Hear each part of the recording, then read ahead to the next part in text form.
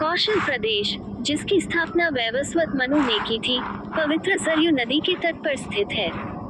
सुंदर एवं समृद्ध अयोध्या नगरी इस प्रदेश की राजधानी है। वैवस्वत मनु के वंश में अनेक शूरवीर, पराक्रमी, प्रतिभाशाली तथा यशस्वी राजा हुए, जिनमें से राजा दशरथ भी एक थे। राजा दशरथ वेदों के मर्मज्ञ, धर्मप्राण, दयालु, रणकुशल और प्रजापालक थे। उनके राज्य में प्रजा कष्टरहित, सत्यनिष्ठ एवं ईश्वर भक्त थी। उनके राज्य में किसी का किसी के भी प्रति द्वेष भाव का सर्वथा अभाव था। एक दिन दर्पण में अपने कृष्णवर्ण केशों के मध्य एक श्वेत रंग के केश को देखकर महाराज दशरथ विचार करने लगे कि अब मेरे यौवन के दिनों का अंत निकट है और अब तक मैं निःसंतान हूँ। मेरा वंश आगे कैसे बढ़ेगा तथा किसी उत्तराधिकारी के अभाव में राज्य का क्या होगा। इस प्रकार विचार करके उन्होंने पुत्र प्राप्ति हेतु पुत्रेष्ठी यज्ञ करने का संकल्प किया।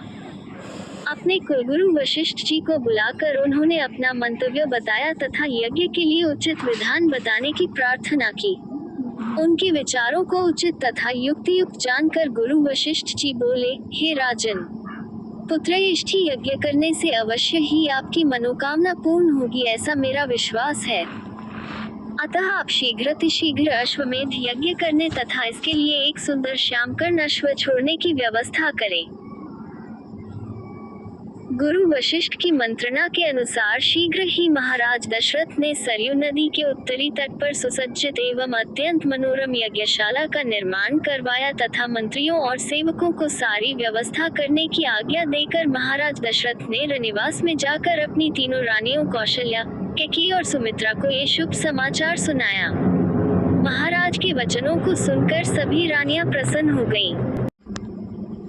मंत्रीगणों तथा सेवकों ने महाराज की आज्ञानुसार श्यामकर्ण घोड़ा चतुरंगिनी सेना के साथ छुड़वा दिया। महाराज दशरथ ने देश देशांतर के मनस्वी, तपस्वी, विद्वान ऋषि मुनियों तथा वेदविज्ञ प्रकांड पंडितों को यज्ञ संपन्न कराने के लिए बुलावा भेज दिया।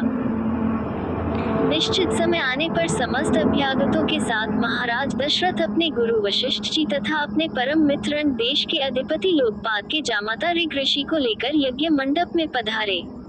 इस प्रकार महान यज्ञ का विधिवत शुभारंभ किया गया। संपूर्ण वातावरण वेदों की ऋचाओं के उच्च स्वर में पाठ से गूंजने तथा समिधा की सुगंध से महकने लगा। समस्त पंडितों, ब्राह्मणों, ऋषियों आदि को यथोचित धन धान्य, गौ आदि भेंट करके सादर विदा करने के साथ यज्ञ की समाप्ति हुई। राजा दशरथ ने यज्ञ के प्रसाद चरा को अपने महल में ले जाकर अपनी तीनों रानियों में वितरित कर दिया। प्रसाद ग्रहण करने के परिणाम स्वरूप परमपिता परमात्मा की कृपा से तीनों रानियों ने गर्भ धारण किया। जब चैत्र मास के शुक्ल पक्ष की नवमी तिथि को पुनर्वसु नक्षत्र में सूर्य, मंगल, शनि, बृहस्पति तथा शुक्र अपने अपने उच्च स्थानों में विराजमान थे, कर्क लग्न का उदय होते ही महाराज दशरथ की बड़ी रानी कौशल्या के गर्भ से एक शिशु का जन्म हुआ, जो कि श्यामवर्ण, अत्यंत तेजोमय, परम कांतिवान तथा अद्भुत सौंदर्यशाली था। उस शिशु को देखने वाले ठगे से रह जाते थे। इसके पश्चात शुभ नक्षत्रों और शुभ घड़ी में महारानी कैकेयी के एक तथा तीसरी रानी सुमित्रा के 2 तेजस्वी पुत्रों का जन्म हुआ।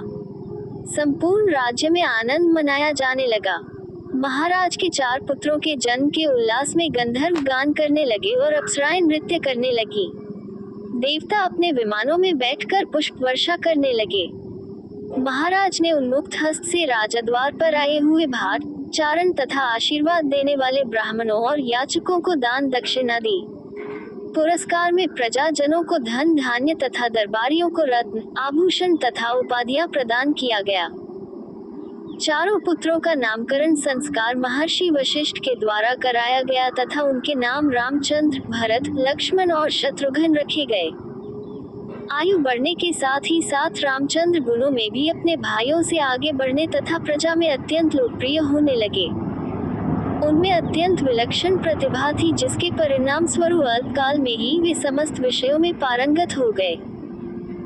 उन्हें सभी प्रकार के अस्त्र शस्त्रों को चलाने तथा हाथी, घोड़े एवं सभी प्रकार के वाहनों की सवारी में उन्हें असाधारण निपुणता प्राप्त हो गई। वे निरंतर माता पिता और गुरुजनों की सेवा में लगे रहते थे।